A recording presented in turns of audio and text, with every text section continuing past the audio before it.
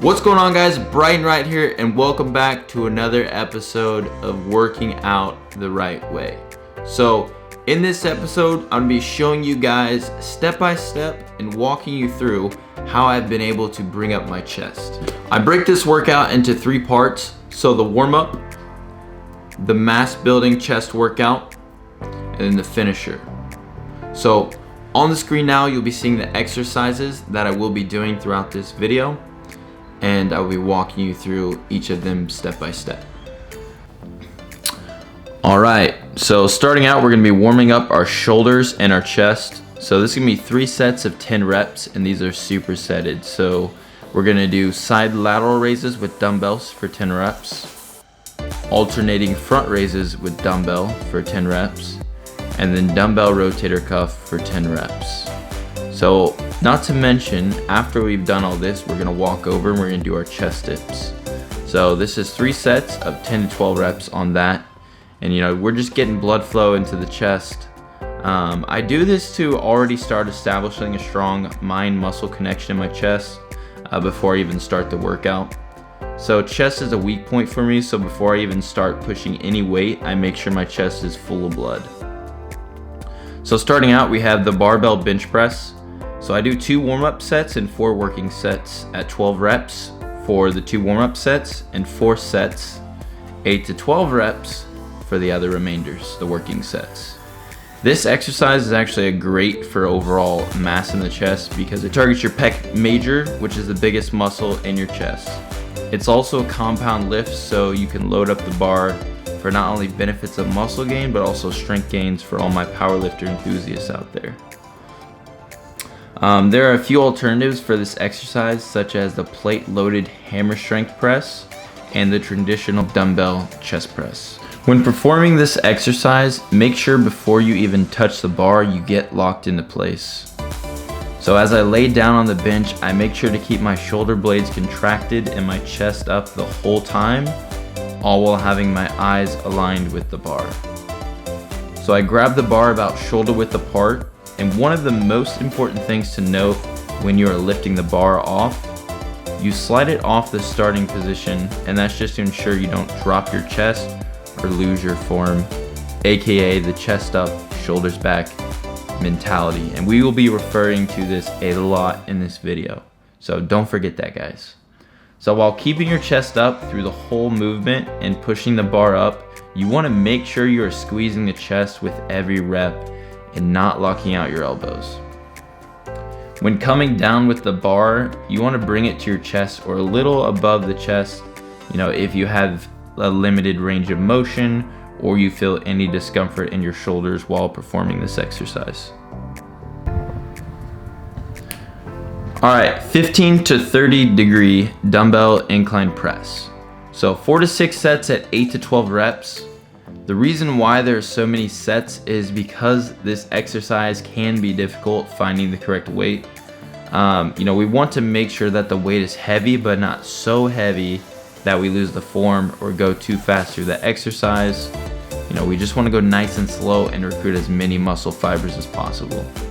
So I do this variation instead of the typical 45-degree incline because when I do this exercise, the 45-degree incline, there's quite a bit of shoulder recruitment, and when you already have dominant shoulders, the shoulders will try to take over and put most of the load on the shoulders and not focus any of the load on the chest, which then honestly will turn into just a really weird shoulder press exercise.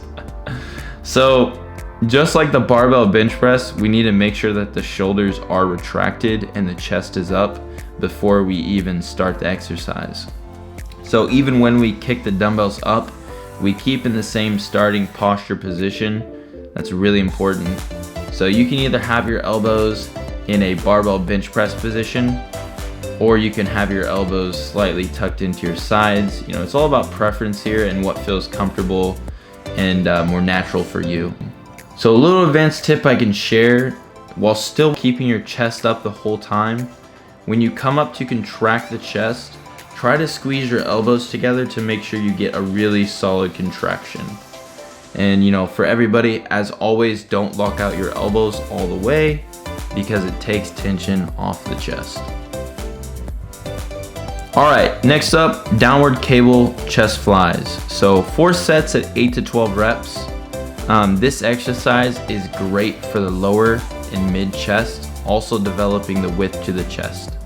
So I like to do 2 heavy pressing movements first before I do any accessory work, and that's just because I'm really trying to focus on building as much mass as possible to my chest. So form for this, make sure when starting the exercise you are in the middle evenly with both cable systems.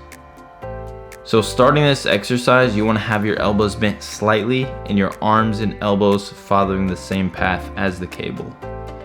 Once again, we want to keep our chest up and our shoulders back the whole time, and that's just to make sure we keep constant tension on the chest and we don't engage our shoulders. So when contracting the chest, make sure once again you're squeezing through your elbows and not your wrists. An alternative for this exercise is a decline dumbbell fly. 15 to 30 degree incline dumbbell neutral grip press. So 4 to 6 sets at 8 to 12 reps. And this exercise has actually quickly become one of my favorites, and that's because, it is a great one that targets not only the pec minor, which is the upper chest fibers, but also the complete inner chest as a whole. So if you feel like your chest is lacking overall depth or thickness, start incorporating these because they will definitely help with thickness and overall separation through the middle part of your chest.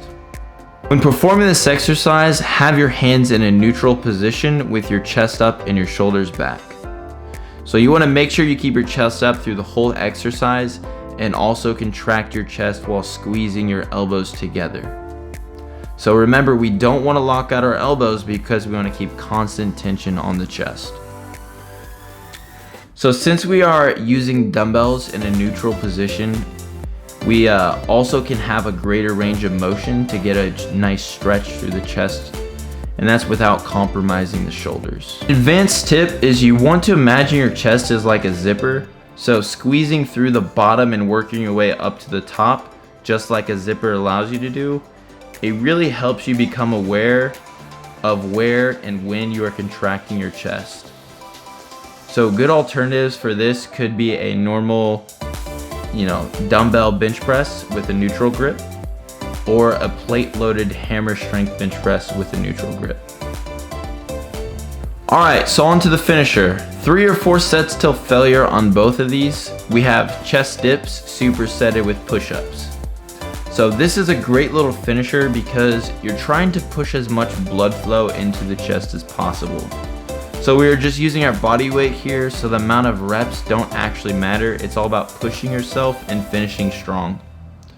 So form for the chest dips, you want to make sure you have your feet up behind you as far as you can, and that's to really target the chest.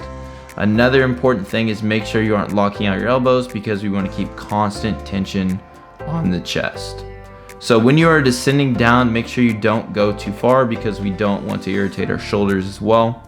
And a good alternative for this could be just a simple assisted dip machine. For push-ups, I like doing them elevated because I can get a nice deep stretch in my chest as opposed to the normal push-up, that you have a limited range of motion. So since we are wanting to hit the chest when performing the push-up, we need to make sure that our chest is above our hands, and that's to really isolate the chest. And then obviously a good alternative for this, if you guys aren't comfortable with the elevated push-up, is just a regular push-up, or we can digress even further and go to push-up on our knees. Alright, there you have it, guys. Those are the exercises that have helped me bring up my chest. The 3 main takeaways I would definitely say is leave your ego at the door, chest up, shoulders back, as we know now, because we want to eliminate our shoulders and we want to keep all the tension on the chest. The next thing is contracting with every rep, man. If you're really trying to grow your chest, you need to have that mind-muscle connection. So real quick, I also want to say thank you guys for the feedback and just all the support that you've shown with the Working Out the Right Way series. When I had the tricep video, it was super cool to get all you know, the messages from you all saying you tried the workout and loved it. Some people said, you know, it was a different intensity that they never had before, so I think that's super cool. I wanted to eliminate the trial and error process for you all and kind of show you what I know, little tips and tricks that have helped me be successful as a natural athlete. Anyways guys, thank you so much for watching this video. If you're new here and you like what I'm doing, be sure to hit that subscribe button. If you like the video of course, and then comment what muscle group you want me to train next.